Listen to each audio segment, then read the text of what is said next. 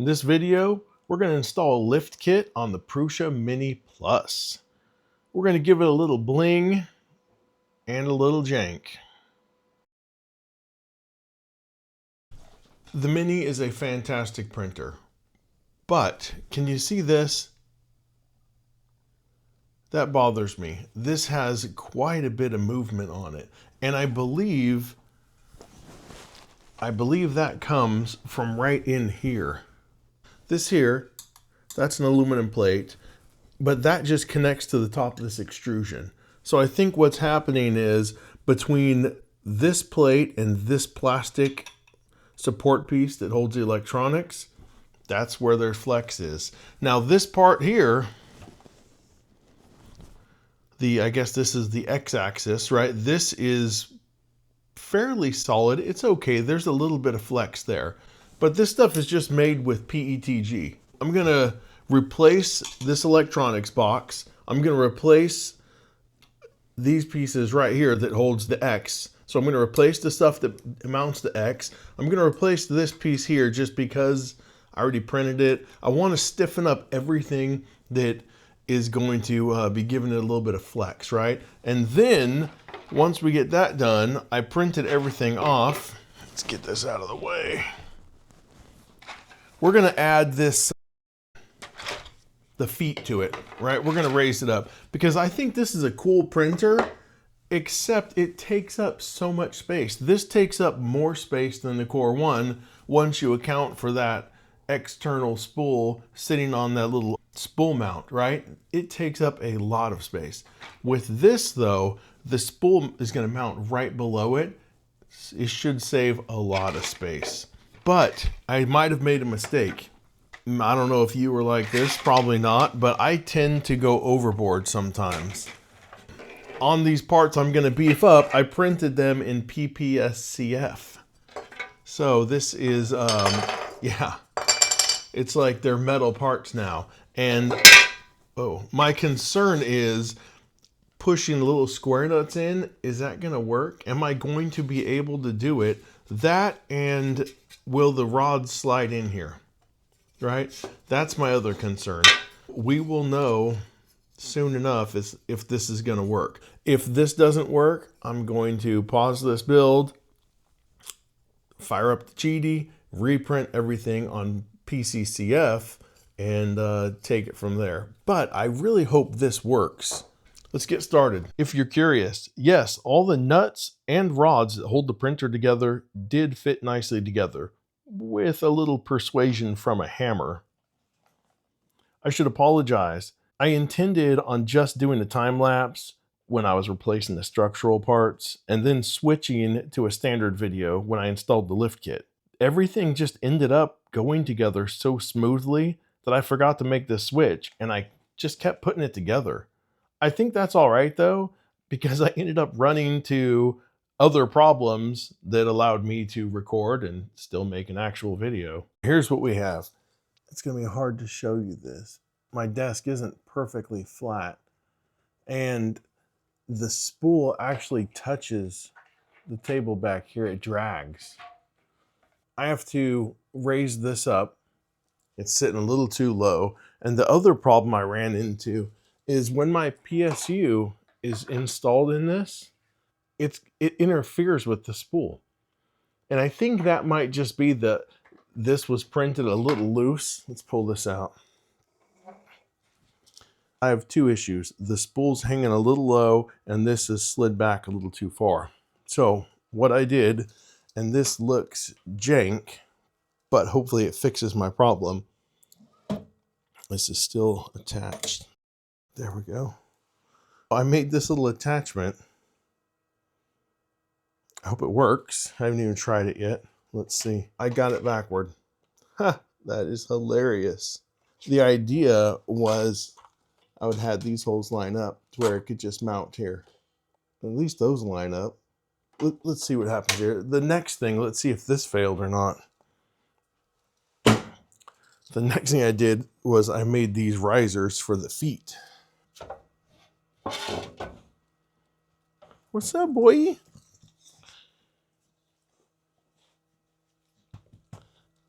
All right. What, you want to say hi to the world? Huh? Want to check out that part? No, no, no. I got to keep this one. You can't have it. So this came out looking good. Hopefully this will raise it up enough. I'm hoping that this will nestle in there. I'll probably just glue this on. I kind of did it in the accent colors, try to keep the theme going the same so it didn't look totally stupid. And then I'm hoping that I can just pop these on all four corners and it'll raise it up enough to where that spool will clear. And then I'm going to redo this part and try to mount the PSU on the back. Let's get this thing flipped on its side. See if my feet extensions work. First, I'm going to pop out the old foot. And it does fit. It fits nice. Just not overly tight, a little loose. It's going to be perfect. And the foam foot is a little tight going in, but I think it's going to be just fine. And I did manage to get all of them in.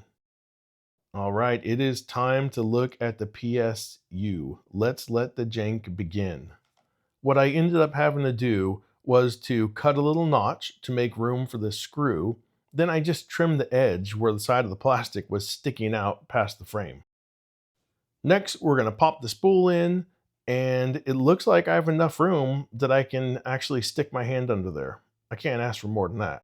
I'm going to get these feet glued on and then get the PSU mounted.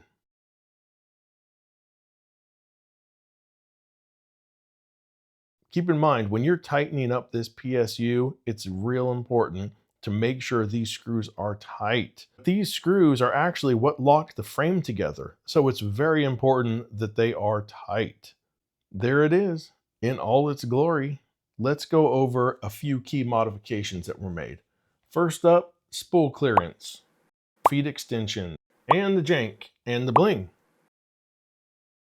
Next is the electronics box, which I think these parts came out with such a beautiful finish. It's probably a combination of the Polymaker PPS-CF and the quality that the Qidi Plus 4 puts out. Next up, the Z mount, or the Z, however you like to say that. And something a little less beautiful, the PSU jank mount, and the X/Z carriage. For this build, you can see there's 8 build plates loaded up here. There was actually 9 because this picture doesn't show the PSU. Altogether, I think it took about 2.5 days to get all the printing done. And don't let the time lapse fool you. This little Benchy was actually completed in a blistering 2 hours. Yeah, that's the speed we're talking about here, folks. This was already a very solid printer. The goal was not to make this a better printer. The goal was to stiffen it up, you know, and make the footprint smaller. I think we achieved both of those. But since I totally tore it apart, I wanted to treat it like a new printer. So I did the test files, and this is what we have. The Benchy. This Benchy is a fantastic print. Next up, the FDM test. So this is, what can I say? This is a Bowden machine, and the stringing shows it. This is a stringy mofo. I'll tell you that right now. But everything else looks pretty nice. Oh my God. 4 out of 5. Just, 4 out of 5 of these pins just came right out. That's pretty nice. That's impressive. Otherwise, everything else looks, whoa, there's the 5th. Everything else looks okay. The bridging, not the greatest, but this printer is also not known for having the best fan. That might be something that's worth updating. 2 more. You know, I said I wasn't going to keep doing these, but I figured I've done it for the other ones. Let's just keep things consistent. This, I don't know. I don't know. Mr. or Miss Clockspring, did you design this specifically for Prusas? Because every Prusa that I've run this on, which is only 3, right? I have the Mark IV, the Core One, and now the Mini. They nail it every time. This thing is, it's not perfect. I was going to say it's perfect. It is not perfect. right here. All of these little, I think these are supposed to slide freely. They're all locked in here. I don't know if they are supposed to be loose, but they're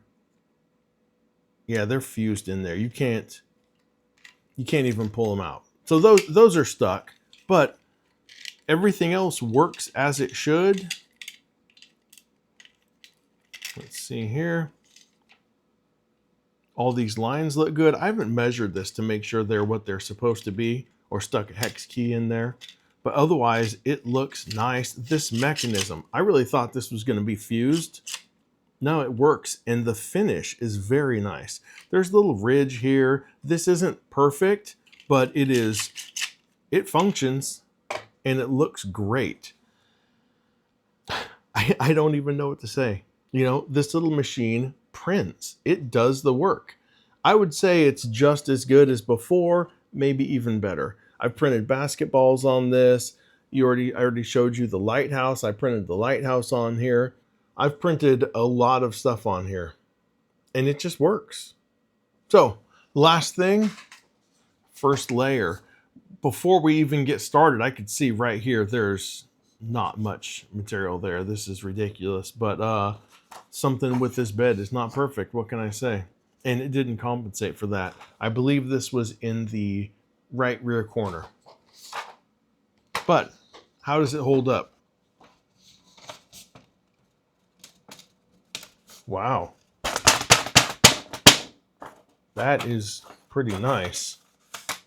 Nope, right here. There it is. Yep. Saw that coming. But overall, I mean, that's some pretty good flex to it. This up here is not good.